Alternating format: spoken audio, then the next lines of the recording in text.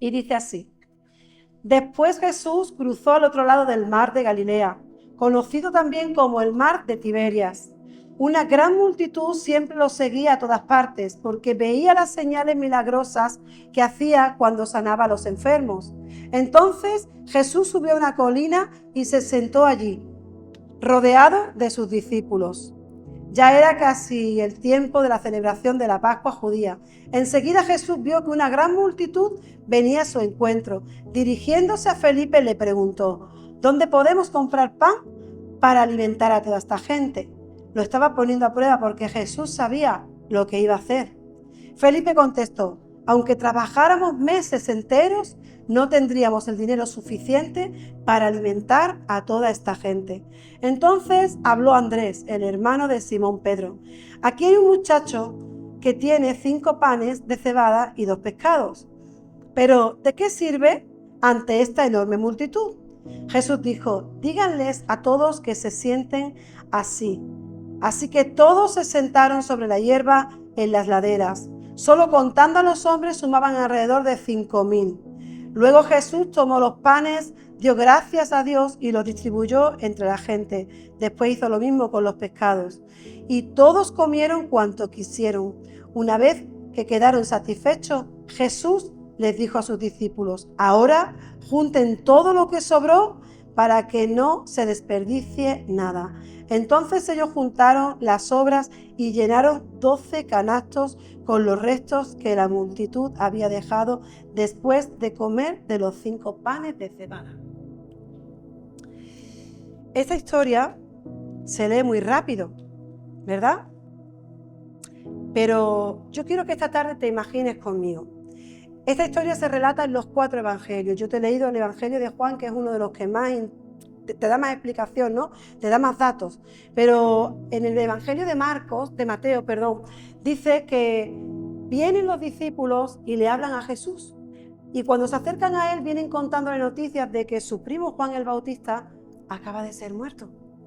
Y yo quiero que tú puedas entender en esta tarde que Jesús era Dios, pero vino a la tierra y se despojó de sí mismo. ¿Para qué? Para vivir entre nosotros como un humano, como dice en la palabra.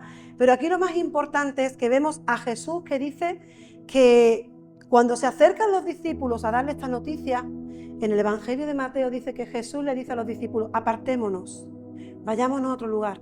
En otro de los evangelios dice que los discípulos estaban tan cansados que no tenían tiempo ni para comer. O sea, estamos viendo la humanidad de Jesús. Un hombre que después de entender que su primo ha fallecido, es conmovido ante el dolor y prefiere apartarse con sus discípulos. Pero dice la palabra que una gran multitud lo seguía y que viendo que Jesús se montaba en la barca y se apartaba por la ladera, por la orilla del río, dice que lo iban siguiendo hasta que Jesús tuvo que detener la barca y volver al lugar. Y dice la palabra que fue conmovido. En otro evangelio, Mateo dice que tuvo compasión y esa compasión lo llevó a sanar a los enfermos. En Marcos dice que esa compasión la tenía porque eran como ovejas sin pastor. Y en Lucas dice que enseñaba acerca del reino de Dios y los sanaba a los enfermos. Yo quiero que tú te imagines por un momento a ese Jesús que viene cansado, a ese Jesús que está agotado, que acaba de recibir una noticia muy dolorosa porque un familiar suyo ha muerto y que necesita apartarse, pero que a pesar de que necesita apartarse y lo hace al ver la necesidad, para su descanso, para atender la necesidad de nuevo. Aquí podemos estar 20, 30, 50, 80 personas y hay necesidad, se hace un llamado, salimos y podemos estar aproximadamente 40 minutos orando unos por otros. Pero dice la palabra que contaron el número de hombres y eran 5.000. 5.000 hombres, que si iban con sus esposas, con sus mujeres, serían 10.000. Y si iban con hijos y algunos familiares, podrían ser alrededor de 12.000. ¿Tú imaginas la necesidad de 12.000 personas delante de Jesús, pidiendo y reclamando su sanidad, su necesidad? Quizás tú y yo nos pensamos si venir al culto un día. Ellos dicen que andaban kilómetros y kilómetros para alcanzar su milagro.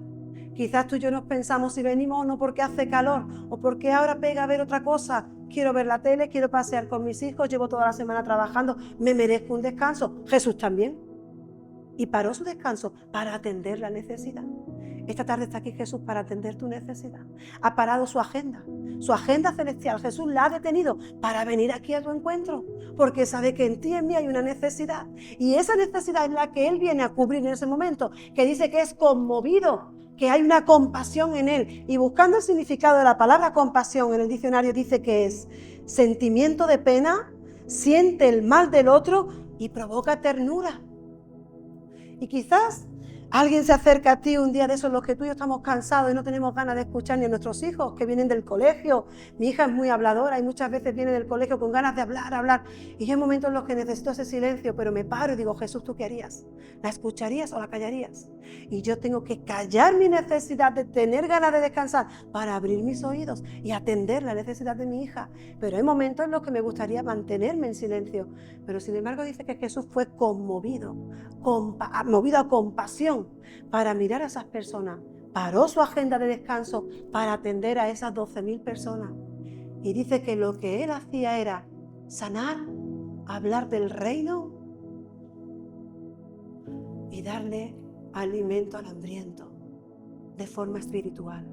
Pero dice que cuando ya va cayendo la tarde, Él le dice a Felipe, ¿dónde podemos encontrar para darle de comer a esta gente? En otro evangelio dice que le dicen los apóstoles, Jesús, ya es hora de que vayamos despidiendo a la multitud. Vamos a decirle que se vayan para que vayan a las aldeas, las granjas cercanas. Escucha la palabra cercanas, quiere decir que tenían que andar. Habían estado andando todo el día para encontrarse con el maestro. Llegan, se sientan, escuchan, están todo el día escuchando y recibiéndolo. Quizás algunos venían hasta sin comer, pero allí estaban. Y se acerca la hora en la que Felipe le dice, despídelos, porque no tenemos nada para darle. Sin embargo, el Señor, que sabía lo que iba a hacer, le dice, ¿qué tenéis por ahí? ¿Qué es lo que hay? Dice que Felipe le dice, aunque trabajásemos un año entero, no podríamos alimentar a toda esta gente. Pero me sorprende cómo entra en la escena un segundo personaje, Andrés, el hermano de Simón Pedro, que había estado con ellos desde el principio, y le dice, aquí hay un chavalillo que tiene 5 panes y 2 peces. ¿Vale? Me imagino que el pez sería un poquito más grande y el pan también, pero lo he traído para que podamos imaginarnos. Aunque doblase el tamaño, ¿cómo le das tú de comer a 12.000 personas? Hermano, ni amiguita, ni a una amiguita que tú le quites y un pellizquito que tú le das al pez, van a comer 12.000 personas. Pero dice que Andrés, que parece un poquito más espabilado que Felipe, dice, shh, que hay un muchacho que tiene algo de comida. Y a continuación viene la duda. Pero, ¿qué vamos a hacer con esto ante tanta gente? La pregunta en esta tarde, ¿cuántas veces le has dicho al Señor, necesito un milagro? Necesito, Señor, que actúes en esta situación. Necesito, Señor, que tomes el control. Pero después tu mente ha entrado al control de la situación y tú mismo has dicho, ay, pero con esto no vas a poder. Con esto no vas a poder, Señor, porque es mucho lo que te estoy pidiendo. Dios es el dueño de todo. Mirad, iglesia, la semana pasada orábamos por mi primo que sigue hospitalizado. Y en esta semana le van a hacer una traqueotomía porque quieren despertarlo para interactuar con él, para ver qué punto de muerte cerebral tiene. Y bueno, nosotros hemos estado orando durante tiempo por la sanidad de mi padre. Hace 9 años que falleció de cáncer de pulmón. Fue devastador porque teníamos esperanza, rogábamos al Padre para que pudiera sanarlo porque podía hacerlo, pero no lo hizo. Tiempo después, hace 2 años, conocéis alguno el testimonio de Tamara, mi cuñado, fallece de la misma enfermedad que mi padre, cáncer de pulmón. Pero no queda aquí. Tamara, que había tenido a mi padre enfermo en su casa, empieza a ver los síntomas en su marido y ya conoce el final. Se me va. ¿Podía hacer el Señor el milagro? Sí, pero no lo hizo. Hace 2 años que mi cuñado y mi padre hace 9 y mi cuñado 2 están en la presencia del Señor. La respuesta a nuestra oración fue no. La misma respuesta que recibió Jesús en aquel lugar donde se estaba debatiendo la salvación de la humanidad. La respuesta fue no. el Señor le habló claramente a Tamara y le dijo, me lo llevo. Y ella, en vez de orar, mientras la iglesia hacía cadena de oración por la sanidad de David, ella, en vez de orar y clamar, decía, Señor, solo vengo a adorarte. Me has dicho que te lo llevas y yo vengo a adorarte. Imaginaros la situación que nos encontramos ahora. Mi primo se debate entre la vida y la muerte. Pueden tomar una decisión los médicos, desconectar o dejarlo ahí. Y cuando le quiten el tubo esta semana, le hagan la traqueotomía, empiecen a interactuar con él, si la muerte cerebral ha tocado órganos de su vida en los que lo dejan inmóvil, se van a llevar a su casa un vegetal. Se van a llevar a su casa un niño que ya no era, que no es el que entró. Quizás la respuesta del Señor es no, pero también puede ser sí. Así que, iglesia, ¿por qué te cuento esto? Porque mientras el Señor no te diga lo contrario, tu fe no puede decaer. Tú tienes que tener fe, tienes que seguir clamando por el milagro, tienes que seguir clamando por tu multiplicación y tienes que seguir clamando porque aquel que da vida sigue dando vida hoy, aunque la respuesta sea no. Este niño apareció con 5 panes y 2 peces y la respuesta de multiplicación era no. ¿Cómo le das de comer a tanta gente? Sin embargo, el Señor puso a prueba los corazones de aquellos que llevaban ya tiempo con Él sirviéndolo. Y la respuesta a esto fue, Jesús, de poco, hace mucho. Dice que Jesús coge el pan y mirando al cielo, da gracias por lo poco que había. Yo no sé qué tienes en tus manos, qué tienes en tu casa, qué tienes en tu hogar, qué es lo que tienes, pero así sea poco el Señor va a multiplicar, porque no va a multiplicar nada que no le entregues. Y esta tarde vamos a entregarle al Señor, así sea nada lo que haya en tus manos, para que Él las pueda llenar. Así que dice que Jesús miró al cielo y dio gracias por lo que había. Y después partió el pan y se lo dio a los discípulos y lo mismo hizo con el pez. Y le dijo, y esta es la parte más sorprendente de esta historia, ¿Jesús puede hacerlo todo sin ti, sin mí? Sí. ¿Nos necesita para algo? No. Pero ¿sabes qué? Que Jesús quiere trabajar en equipo e hizo equipo con los discípulos. Dice que le dijo, traed las canastas, metió el pan y le dijo, y ahora dadles vosotros de comer. Algo parecido a lo que vivíamos en la alabanza, ¿verdad? Cuando le dice a Lázaro, sal fuera, y al resto le dice, quiten las vendas. Trabajó en equipo. Él declaró la vida y trabajó en equipo. Le dijo al resto, quítenle las vendas a Lázaro para que pueda moverse.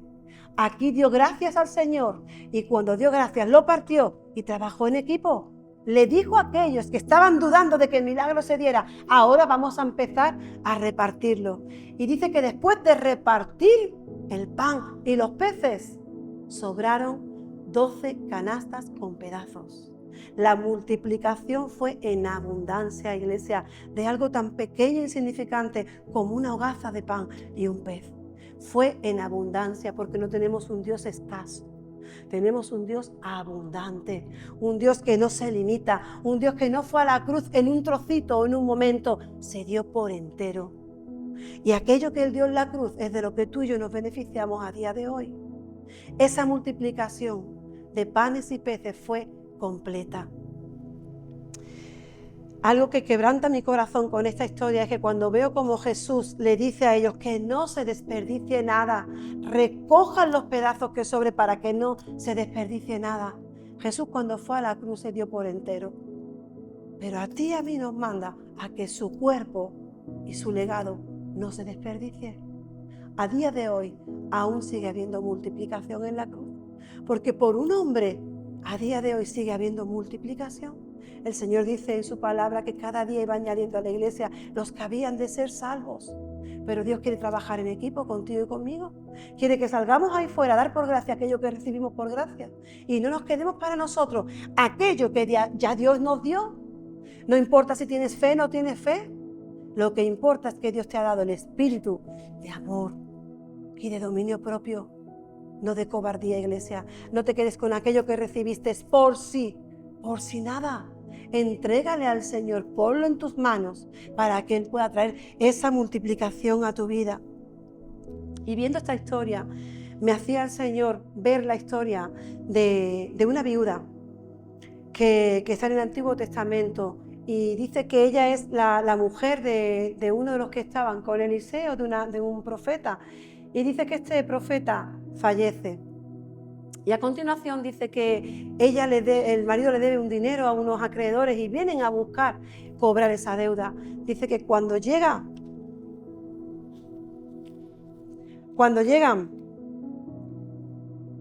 la viuda tiene deudas, 2 hijos y un frasco de aceite. Y dice que los acreedores llegan y dicen: yo quiero cobrar lo que tu marido me debe. A mí no me importa si ha fallecido o no. Tu marido me debía dinero y vengo a cobrarlo. Y como no tienes para darme, me llevo a tus hijos como esclavos, porque tus hijos me van a servir y con ello calmo la deuda. A continuación dice que esta mujer en desesperación sale a buscar al profeta y cuando se encuentra con Eliseo le dice en desesperación: Eliseo, profeta de Dios, mi marido falleció, te servía, estaba contigo y ahora vienen a pedirme la deuda. Y a continuación la realidad de la viuda es que tiene deudas, 2 hijos y un frasco de aceite en casa. Pero esta misma realidad es la que ve Eliseo, solo que Eliseo le añade algo más. ¿Y qué le añade Eliseo? Una solución, igual que le añadió Jesús. Jesús, que tenía 5 panes y 2 peces, era una realidad, y 12.000 personas hambrientas. Pero ¿qué tiene la viuda? Deudas, 2 hijos y un frasco de aceite. Pero Eliseo tenía la solución. Le dice a la viuda: dile a tus hijos que vayan y le pregunten a los vecinos y traigan tinajas y jarras a tu casa. Y le dicen la palabra: dile que vaya a buscar jarras, no pocas. ¿Qué le está diciendo?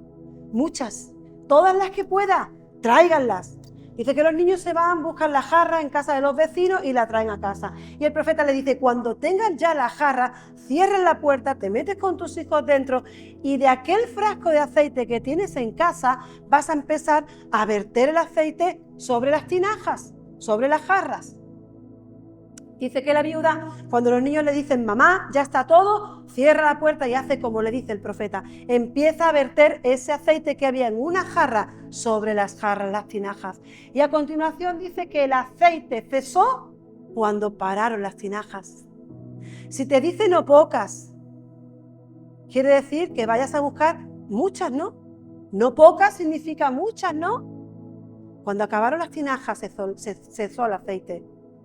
Si el Señor te dijera en esta tarde: yo vengo a proveerte, vengo a darte en abundancia, pero tienes que salir y tienes que juntarme tinajas, ¿cuántas cogerías?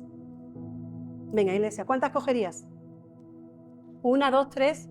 Bueno, con 3 tinajas vamos bien. Una tinaja llena de aceite aquí hay bastante, ¿no? Como compartía Tamara en la ofrenda. Dice que el aceite y la harina no cesó mientras estuvo el tiempo de sequía, ¿no? No cesó. O sea, yo me imagino esa tinaja de esa mujer que nos compartía Tamara, que tú vayas cada mañana, cojas harina, cojas aceite y vayas viendo: bueno, esto va bajando. Al otro día llegues de nuevo, vuelvas a coger y aquello no baje. Eso es un milagro, iglesia. Eso es un milagro de provisión para aquella mujer que fue fiel y le dio al profeta lo que le demandaba. Pero es que esta viuda no le está dando al profeta lo que le demanda, está escuchando la instrucción que el profeta le da. Y le dice que traiga jarras, no pocas. Y el aceite cesó cuando las jarras terminaron. Tú y yo somos llamados a verter ese aceite en esas jarras, en esas personas que están ahí fuera. ¿Cuánta gente hay fuera, iglesia, que no conoce al Espíritu Santo? Que están vacías. ¿Cuántas jarras hay ahí fuera? ¿Cuántas personas que no tienen al Señor en sus vidas? Tú y yo somos llamados a buscar esas jarras, a buscar esas personas para verter ese aceite. Iglesia, el aceite es intransferible. Yo no puedo darle a alguien de mi relación con el Espíritu Santo, pero sí puedo llevar a alguien a conocer al Espíritu Santo. Puedo llevar a alguien a que haga su oración de entrega, a presentarle y puedo orar para que sea lleno. Yo no puedo poner aceite, pero puedo orar para que sea lleno. Ahí fuera hay mucha gente con necesidad. Dice que cuando las tinajas fueron llenas, estas jarras fueron llenas, el aceite cesó. Y le dijo el profeta: ve y véndelo. Le pagas a tus deudores, a tus acreedores, y con lo que queda vivís tú y tus hijos. Para que a una viuda se le diga vivís tú y tus hijos, quiere decir que había quedado bastante, porque una viuda dependía de la limosna de la gente. Y si esa mujer le dijo que viviera de lo que había quedado, es porque el milagro había sido abundante. La multiplicación había sido abundante. Y en esta tarde tú puedes tener sueño, puedes estar cansado, puedes estar pensando quizás ahora que vas a cenar dentro de un momento, puedes estar pensando mañana tengo que trabajar, las mujeres no me toca poner una lavadora, ahora cuando llegue ¿qué hago? El enemigo está poniendo en tu mente despistes y desahucios espirituales. ¿Sabes por qué, iglesia? Porque el Señor te está llamando a hacer multiplicación. Pero tu mente está desconectada. ¿Porque yo llevo un rato hablando? No, porque el enemigo quiere impedir la multiplicación en tu vida. Tú tienes que poner en las manos del Señor aquello que quieres que Él multiplique, porque no va a multiplicar nada que tú no le entregues. La pregunta en esta tarde es, ¿qué tienes para entregarle a Él? ¿Qué tienes para entregarle a Él? Tú eres una persona que sueles escuchar, entrégaselo al Señor. Señor, multiplica mi tiempo de escucha para hacer ese colchón, para que otro venga y se desahogue y yo pueda hablarle del amor que tú le tienes. Si lo que tienes es tiempo, no lo malgastes, ponlo en las manos del Señor. Dice, Señor, multiplica mi tiempo para que yo pueda salir a buscar esas vasijas, para que tu presencia pueda estar de continuo en su vida. Si lo que tienes en tu vida son dones, iglesia, los dones no son para ti. Los dones son para la iglesia y el fruto que da el don es para devolvérselo al que te dio el don. Tú no eres dueño del don. Tú tienes que poner ese don al servicio de la iglesia. Dile al Señor, Señor, aquí tienes mi don. Quizás tú tienes un don y estás anhelando el que tiene el hermano. Disfruta de lo que tienes, porque aquello que tú tienes es lo que va a ser multiplicado. Y si tú dices en esta tarde, es que yo no tengo nada que ofrecerle al Señor, mis manos están vacías, preséntalas. Dile, Señor, mis manos están vacías, pero quiero que sean llenas. Quiero poner mis manos a tu servicio, Señor. Y el Señor de la nada lo creó todo. Y si tus manos están vacías, va a traer creación también en ellas. Va a traer una multiplicación, va a fructificar lo que estás poniéndole en tus manos, porque le estás diciendo claramente al Señor, no tengo nada que ofrecerte, no tengo nada que darte, no hay nada en mí, pero hay un corazón que quiere servirte. Ponlo al servicio del Señor. Si lo que en tu vida hay egoísmo, hay falta de fe, hay falta de amor, no le vas a poner eso para que lo multiplique, pero sí lo vas a traer al altar para decirle al Señor, Señor, arráncalo de mis manos. Porque si no le dices al Señor que quite algo de ti, Él no lo va a quitar. Igual que no va a multiplicar lo que no le entregues, no va a quitar lo que no le entregues. Así que si en tu vida algo no está funcionando bien, ponlo a los pies del Señor en esta tarde. Dile, Señor, te entrego mi falta de amor, mi falta de fe, mi falta de compromiso. Señor, te entrego aquello que me está impidiendo el fluir de tu Espíritu Santo para que tú vengas, lo arranques y multipliques mi vida, multipliques mi tiempo, multipliques mis dones. Dios no va a multiplicar nada que no le entregues, iglesia. No subestimes el poder del Espíritu Santo. No pienses que lo que tienes es poco, que no sirve, que no hay nada.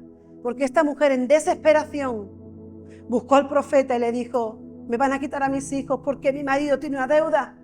Su desesperación la llevó a buscar al profeta y el profeta, donde había una realidad, puso una solución y trajo abundancia a la casa de la viuda. Pero también me hablaba el Señor de la mujer del flujo de sangre. Esta mujer tenía una desesperación tan grande que dice que más de 12 años con un flujo de sangre continuo que no se cortaba en ella. Y a día de hoy, iglesia, las mujeres podemos estar en ese momento y nadie se entera. Pero antiguamente la mujer que estaba con la menstruación tenía que ser apartada porque estaba impura y después de ese tiempo tenía que tener su tiempo de purificación. O sea, la mujer se pegaba un tiempo en el mes apartada de la sociedad, incluso en su misma casa, apartada de la familia. Hoy día tú y yo nos sentamos en la mesa de cualquier persona y nadie sabe qué hay en tu interior. Pero esta mujer dice que llevaba 12 años, que lo había probado todo, gastó dinero en médicos, buscó donde no había y se entera de que ha llegado alguien que puede dar vida y en su desesperación piensa, si tan solo tocar el borde de su manto, seré sana. Su fe la llevó a multiplicar su milagro, porque dice que de momento que tocó el borde de su manto, aquello paró. Ella rompió todo protocolo, iglesia, porque su desesperación la lanzó a buscar el milagro de multiplicación. Porque dice que aquello paró y nunca más se escuchó hablar de esta mujer. Por lo tanto, su milagro fue recompensado. Pero la palabra dice que le dijo, mujer, vete, tu fe te ha salvado. No le dijo, tu fe te ha sanado. Vino una multiplicación aún mayor. Se llevó la sanidad y la salvación. Mujer, vete, tu fe te ha salvado. Y nosotros muchas veces buscamos el milagro y se nos olvida quién es el que nos dio el milagro. ¿Quién es el que te dio esa vida? ¿Quién es el que te salvó de las garras del enemigo? ¿Quién es el que te sacó de ese mundo de tinieblas y te trajo a su luz admirable? Y solamente queremos el milagro y nos vamos. Hubieron 10 leprosos, los 10 fueron sanados, pero solo uno se volvió a agradecer. Y los 10 recibieron el mismo milagro. No seamos como esos leprosos. Volvámonos a agradecerle al Señor aquello que ya hizo, porque antes que tu sanidad está tu salvación. Tamara cada día va al hospital a orar por mi primo y ella ora por sanidad, pero primero ora por salvación. Declara que él recibe a Cristo y que la sanidad viene. Y nosotros declaramos que esa mente, que ese cerebro que se oxigena, que vuelve a la vida. Pero si la respuesta es no, la salvación va a estar asegurada porque él oye. Y cuando declaramos, se mueve. Hay un estímulo. Por lo tanto, está escuchando y sabe que su vida no está funcionando bien.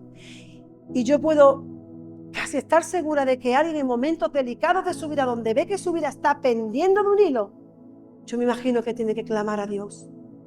Me imagino que tiene que clamar a Dios, porque ni todo el oro del mundo, ni todo el dinero del mundo puede pagar la vida, esa que se nos escapa entre las manos. Vi también la desesperación del centurión, cuando se presenta delante de Jesús y le dice, un sirviente al que tengo como hijo y amo muchísimo está en mi casa enfermo. Y Jesús le dice, vamos, y le dice, no hace falta que vengas.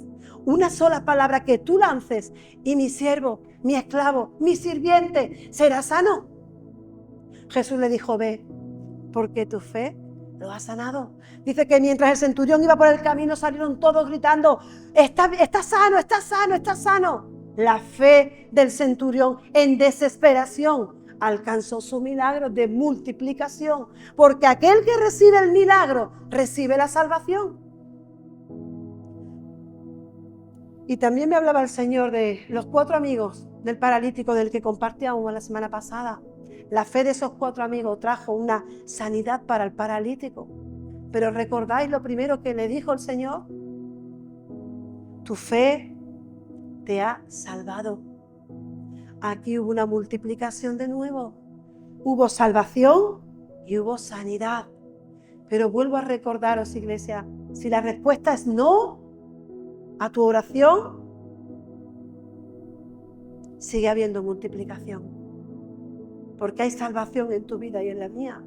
También me trae el Señor ahora a la memoria aquel que estaba en el estanque de Betesda y dice que Jesús llega, lo mira y le dice, ¿qué quieres que haga por ti? ¿Qué quieres que haga? Y le dice, es que no puedo meterme en el agua porque como estoy paralítico, cuando viene el ángel y bate las aguas, otro entra antes que yo, no puedo llegar a las aguas. Y Jesús lo miró y le dijo, yo no te pregunto qué es lo que pasa aquí en el estanque, te estoy preguntando a ti, ¿qué necesitas? ¿Qué quieres? Dice que lo sanó. Dice que le dijo, coge tu lecho, tu camilla y vete. Se fue sano. Y tenían por costumbre ir al templo a agradecer. Dice que este paralítico se levanta y cuando llega en el templo, dice que llevaba 38 años ese hombre postrado en esa cama, en aquel lugar. Cuando llega al templo y lo ve, le dicen, ¿tú qué haces aquí? ¿Qué te ha pasado? ¿Quién te ha sanado? Y él le dice, no sé su nombre. No hubo ni una conversación entre ellos, iglesia. La desesperación de aquel hombre al alcanzar su milagro lo lanzó a agradecer. Dice que no le dijo, no sé su nombre, solo sé que me ha sanado. A continuación entra Jesús en el templo y se encuentra con él y lo mira y le dice, hijo, vete y no peques más. No vaya a ser que venga algo peor de lo que salió. En esta tarde, iglesia, yo no sé las veces que el Señor te ha sanado. Yo no sé las veces que el Señor te ha levantado. Pero también me recuerda, hijo, vete y no peques más. No vaya a ser que venga algo peor de lo que salió. Le estaba hablando que aquella enfermedad que él tenía venía a causa también de una mala vida. 38 años postrado en una camilla y recibe el milagro Y Jesús les recuerda, no vaya a ser que venga algo peor. Tenemos un Dios de misericordia, tenemos un Dios de gracia, pero también tenemos un Dios que ve nuestro interior. Y sabe, cuando tú coges el milagro y agradeces, y cuando coges el milagro y eres egoísta y sigues viviendo como quieres. Yo ha habido veces que he tenido que pararme y decir, Señor, ¿te he agradecido por esto? ¿O se me ha olvidado porque daba por hecho que tenías que hacerlo? Y me he tenido que parar y Jesús me ha confrontado y me ha dicho, hija mía, por esto no has agradecido. Y es verdad, iglesia, hay veces que pensamos que por ser hijos de Dios y haberlo recibido, porque estamos en el tiempo de la gracia, nos merecemos todo lo que Él nos va a dar. Es un Padre bueno y te va a dar en abundancia, pero sé agradecido, iglesia. Sé agradecido, párate, analiza, mira tu camino. Dice, Señor, aquello que estoy quitando para alcanzar mi salvación y mi sanidad no puede venir de nuevo. Cuando Jesús llega a tu vida, hay una transformación, iglesia, y de la forma en la que tú caminabas antes, ahora ya no puedes caminar, porque el que vive contigo te enseña cómo vivir. Con el que tú caminas, te enseña cómo vivir.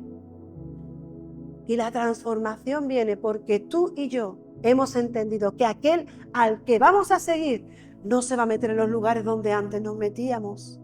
Él llega, te coge, te saca, te limpia, te abraza y empieza a restaurar tu vida y la mía. Pero Él no se va a meter en lugares donde tú y yo entramos de forma voluntaria. Así que esto es una tarde para entender y reconocer que el Dios de la vida está aquí en este lugar, que el Dios de la multiplicación está en este lugar, que el Dios que te da salvación está en este lugar. La pregunta de nuevo es, iglesia, ¿qué vas a poner para que Él multiplique? Porque lo que no le entregues no va a ser multiplicado. Y si aquella familia de 12.000, porque eran una familia, como tú y yo somos hoy una familia en Cristo, si aquella familia de 12.000 personas comieron hasta saciarse, iglesia, hasta saciarse, y sobró, y se recogió todo aquello para que nada se perdiera. Si ellos fueron alimentados, en esta tarde tú y yo también somos alimentados espiritualmente. Porque dice el Señor que ninguno de sus hijos mendigará ni pedirá pan. Por lo tanto, la provisión está en tu casa asegurada. Pero el Señor en esta tarde viene a darnos un alimento especial a nuestro espíritu. Te voy a pedir que cierres tus ojos para que nada te despiste. Pero pídele al Señor que te despierte para que no te duermas. Ahí donde estás, iglesia, extiende tus manos como un acto simbólico y dile al Señor, esto es lo que tengo para que lo multipliques. Esto es lo que traigo para que lo arranques de mi vida. Esto es lo que tengo, Señor, para que hagas conforme a tu perfecta voluntad. Esto es lo que soy, Señor. Tú eres un Dios de provisión. Tú eres un Dios sanador. Tú eres un Dios restaurador. Preséntale esta tarde a tu familia, al Señor. Dile, Señor, pongo aquí y pon el nombre en tus manos de esa persona que aún no ha conocido a Cristo. Porque viene multiplicación para tu casa. Viene multiplicación. Si el profeta pudo multiplicar el aceite de un tarrito y llenó tantas tinajas, yo te aseguro que el Espíritu de Dios que está aquí en esta tarde va a multiplicar a tu familia a los pies de Cristo. El enemigo ya no tiene poder sobre sus vidas porque hay una madre, hay un padre, hay un hermano que está orando y clamando por la salvación de esa alma. No importa lo que tus ojos ven, iglesia. Los ojos de Felipe y de Andrés veían 5 panes y 2 peces. Los ojos de la viuda veían 2 hijos, muchas deudas y un tarrito. Pero la multiplicación se dio porque sabían en quién creían. Así que no importa si tu familia está fuera de los caminos del Señor. No importa si te sientes en esta tarde indigno. No importa si piensas que no tienes nada que ofrecer. No importa, iglesia. Aquí lo que importa es que vamos a decidir ponerlo todo delante de Él para que Él multiplique. Porque no va a multiplicar lo que no le entregues. El Señor quiere hacer grandes cosas en esta tarde en tu vida. Y lo principal es que salgas de este lugar sabiendo que el Dios de la provisión contigo. Y esa provisión no te hablo que sea económica, te hablo de una provisión para tu espíritu, de una provisión que trae a tu familia a los pies de Cristo, de una provisión que declara vida donde había muerte, una provisión que llega a espíritu y da vida. Jesús le dijo a Lázaro, sal fuera, y le amplió los días de vidas. Al final Lázaro murió, como tú y yo vamos a morir algún día, porque aquí no vamos a estar eternamente en cuerpo, pero sí en espíritu y en alma. El ser humano fue creado para vivir una eternidad junto con su Creador. Por eso el hombre no entiende el momento de partir. Es un momento doloroso en el que tus ojos se apagan aquí, pero se abren en la eternidad, en ese cielo, en ese lugar eterno junto con Cristo. Tu vida y la mía no están preparadas para partir, iglesia. Porque de forma humana duele.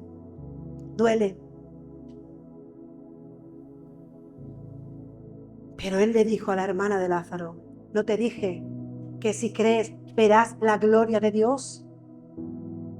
Aquellas oraciones que hoy día son no, ya están en la eternidad, ya están con Cristo. Pero para que eso suceda, tú y yo somos responsables de salir y buscar a esas personas que aún no tienen al Espíritu Santo. Buscar esas vasijas que le falta la presencia del Espíritu Santo, para que puedas orar por ellos y traerlos a los pies de Cristo, para que puedas orar por ellos y ser llenos de la presencia del Espíritu Santo. El Señor quiere multiplicar en esta tarde tu corazón y mi corazón, porque dice que el corazón es engañoso más que todas las cosas, y también dice que guardes tu corazón porque de él mana la vida. ¿Qué hay en tu corazón, iglesia? ¿Qué está ocupando ese lugar en tu corazón en esta tarde? ¿Están tus deleites, tus placeres, tu caminar? ¿O has entendido que lo que debe haber en tu corazón es el servicio rendido a los pies de Cristo, para que Él pueda obrar y multiplicar aquello que le entregas esta tarde?